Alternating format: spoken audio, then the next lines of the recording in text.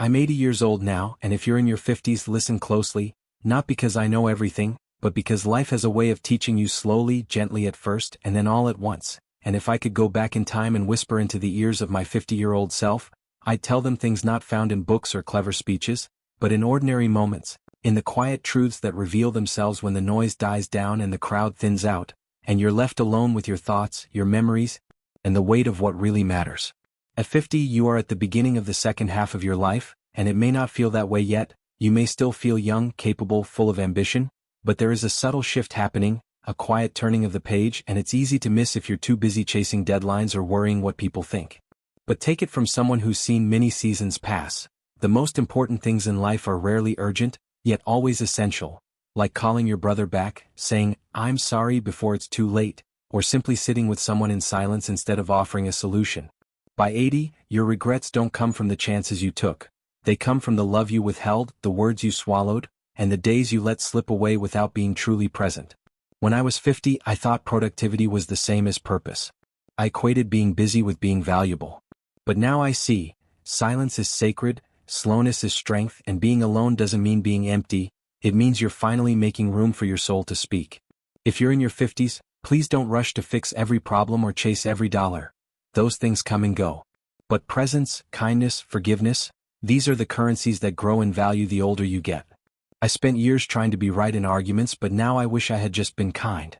I clung to people who weren't good for me out of fear of being alone, only to learn that solitude is where I met myself.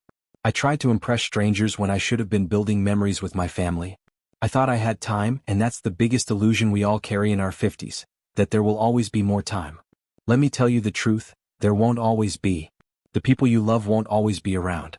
The opportunities to say, "I love you," or "thank you," or "I forgive you," will one day vanish without warning. So say them now. Don't wait. Don't let pride keep you silent. Don't let fear keep you small. At 80, what you own means nothing. What you gave away, your laughter, your encouragement, your warmth, that's what lives on in others. And please stop apologizing for who you are. By now, you've lived through heartbreaks, victories, betrayals, and miracles. You've earned the right to walk into any room with your head high. You don't need everyone to like you, you need to like yourself when you're alone in the dark. That's the test of a life well lived. When I look back, the sweetest moments weren't grand vacations or career milestones. They were the late-night talks with a friend, the simple dinner with my children, the quiet mornings with a cup of tea and nowhere to be. I thought happiness was something I had to earn or buy or chase. But it was always waiting in the small, ordinary, overlooked moments. And the irony is, I missed so many of them while I was busy planning for a future that passed quicker than I expected. At 50, you still have time, but not forever. Use it wisely. Not urgently, but wisely. Wisdom doesn't mean having all the answers. It means knowing which questions are worth asking. Did I love well? Was I present? Did I forgive? Did I learn? Because if you can say yes to those, you've already succeeded no matter what the world says. And please remember this, life will humble you. No matter how strong you are, life will bend you. Will take things from you. People will leave. Some dreams won't come true. And you'll feel broken. But you won't be. You'll heal. You'll learn that your scars are maps that tell the story of your strength. You'll realize that soft people are not weak. They're warriors in a world that tries to harden you. So stay soft. Stay honest. And never stop learning. At 80, I'm still learning, from the sound of the wind, from the smile of a child, from the kindness of strangers.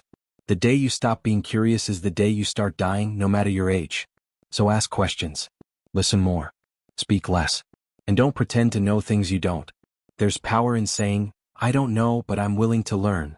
There's grace in admitting you were wrong. There's freedom in letting go of who you thought you had to be and embracing who you really are. And one last thing, don't forget to enjoy your own company. If you can't sit with yourself in peace, no one else will be able to fill that space for you. Be someone you'd want to spend the rest of your life with, because in the end, that's exactly who you'll be with. The rest is temporary, jobs, applause, possessions, even relationships. But your soul, your character, your peace, that's forever. Protect it, nourish it, and share it with the world because someone out there needs what only you can offer. Don't rob the world of the gift that is your presence by trying to be someone you're not. Be real. Be flawed. Be present. That's where the magic lives.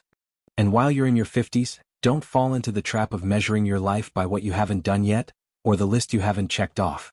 The truth is, by the time you reach 80, all the lists blur together and you start remembering not what you completed but what moved your soul, the times you laughed so hard your stomach hurt, the letters you wrote but never sent, the walks you took alone when the world felt too loud, the way you forgave someone who didn't deserve it, not for them but for yourself. And if I could go back and whisper into the ear of my younger self, I'd say, let go of the timeline. Let go of the idea that success has a schedule. Let go of thinking you need to be further along. You're not behind. You're exactly where you're supposed to be, because life doesn't unfold like a staircase. It unravels like a river. You're not climbing. You're flowing. And sometimes that flow is fast, full of momentum and progress.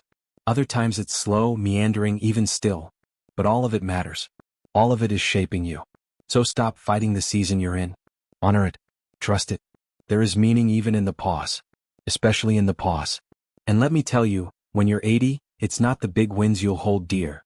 It's the people who showed up for you when you had nothing to give. It's the night someone sat with you without asking for anything in return.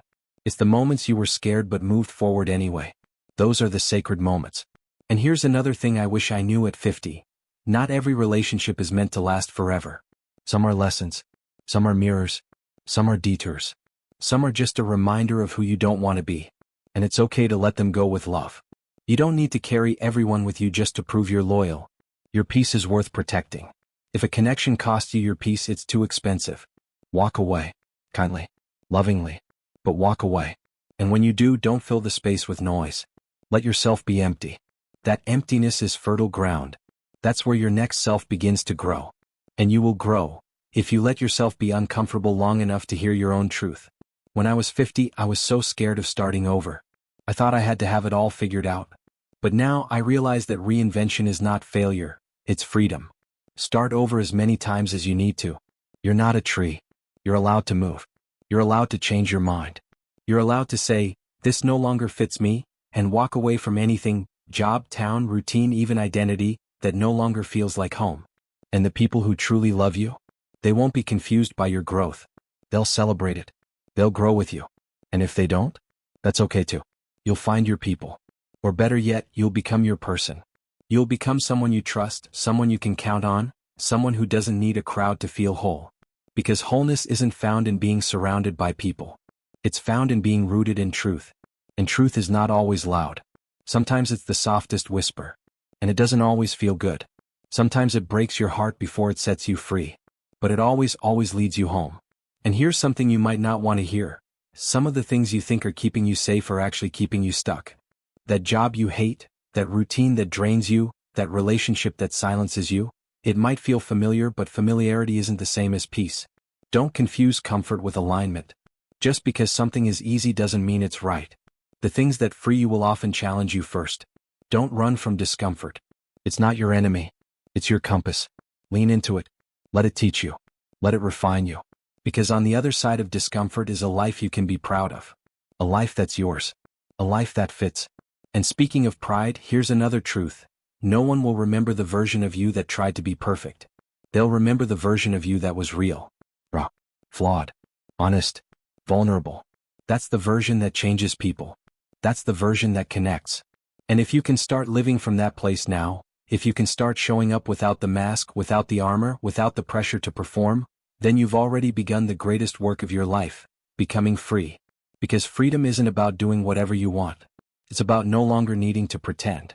It's about coming home to yourself, day after day, even when the world tells you to be someone else. And I promise you, there's nothing more beautiful than a person who is unapologetically themselves. You can spot them in a second. They glow differently. They walk lighter. They love deeper. And the world is drawn to them, not because they have it all together, but because they're willing to fall apart and still show up with love. So if you're in your 50s, don't wait until 80 to find that freedom. Start now. Choose you. Not in a selfish way, but in an honest way. Say yes to what feeds your soul. Say no to what drains it. Trust yourself more. Apologize less. Ask for what you need. Say what you feel. Laugh when it's messy. Cry when it's healing. Let people in. Let things go. Make peace with your past. Make room for your future. And above all, remember, this moment matters. Not tomorrow. Not when things settle down. No. This breath. This choice. This life. It's not rehearsal. It's real. And you get to decide what you do with it. Not your parents. Not your boss. not society. You are the author now. Pick up the pen. Write something worth remembering, not for them but for you. Because by the time you reach my age, 80, you start to understand that all those things you once thought were massive mountains were only hills, and all the things you treated like afterthoughts were actually the roots of joy. And what I want to tell you most is this. You still have time, but you don't have forever, so use it boldly, lovingly, wisely, and without apology. When you're in your 50s, it's easy to assume you're supposed to have the answers, to carry the weight of everyone's expectations, to hold it all together even when it's breaking inside. But now that I've lived through that decade and all the ones that came after, I realize the most powerful thing you can do is let go. Let go of the roles you never chose, the masks that never fit, the expectations that exhaust your soul. Let go of needing to be understood by everyone, because the ones who see your heart won't need an explanation, and the ones who need an explanation may never see your heart. Your energy is sacred. Protect it. Your attention is valuable. Choose where you give it. If something doesn't align with who you're becoming, it doesn't belong anymore, no matter how long it's been in your life. And don't be afraid to outgrow people, habits, or versions of yourself. That's not betrayal. That's evolution. And growth isn't linear, it's messy and quiet and full of detours. But the path is still yours. Own it. Trust it. Walk it like it was made for you, because it was. And if you're still chasing the approval of people who don't even like themselves, please stop. Their acceptance won't make you whole. You already are. Wholeness isn't something you find out there. It's something you uncover inside, piece by piece, when you stop abandoning yourself to keep others comfortable. Learn to be okay with disappointing others if it means not disappointing yourself. And above all, live with intention. Life will try to pull you in every direction, but you are not a leaf in the wind. You are a soul with choice. Choose the path that feels honest even if it's not easy. Choose the love that feels peaceful, not performative. Choose the work that makes you come alive, not just survive. Choose the solitude that restores you, not the noise that distracts you. And if no one claps, clap for yourself. If no one sees it, let it still be sacred. If no one understands, do it anyway. Because the deepest fulfillment comes not from being seen, but from being true. You don't need a spotlight to shine. Some of the brightest lights glow quietly. Be one of them. Be the kind of person whose presence feels like home, not because you're perfect but because you're real. And if you're in your 50s, grieving the time you've lost, let me tell you, it wasn't wasted. Even your mistakes have meaning. Even the seasons of confusion held a purpose. Even the people who hurt you taught you strength. And if you can bless the past for shaping you without letting it define you, you'll finally be free to live the rest of your life as who you really are. Let that be your gift to the world, your full self, unfiltered, unhidden, unstoppable. That's the most powerful thing you can ever offer. And when you learn to live like that, something magical happens. You stop looking back with regret and start looking forward with hope. You stop measuring your life by achievements and start measuring it by alignment. You stop running and start resting. You stop surviving and start living. And that's the life I wish I had chosen earlier. But even now at 80, I know it's never too late to come back to yourself. And neither is it too early. So if you're in your 50s, know this. The best chapter of your life can still be ahead of you, not because you finally got everything right, but because you finally got real. Because you let yourself feel. Because you stopped numbing and started noticing. Because you stopped hiding and started healing. Because you realized joy doesn't come from avoiding pain, it comes from walking through it and still choosing to love. Still choosing to hope. Still choosing to show up. And when that day comes, when you can look in the mirror and say, I'm proud of who I am becoming, then you'll understand what all the years were for. Not to break you. Not to define you. But to reveal you. And when that version of you steps forward, raw, radiant, brave, you won't need anyone to tell you you've arrived. You'll feel it. Deep in your bones. Quietly. Powerfully. Unshakably. And from that moment on, you'll never be the same again.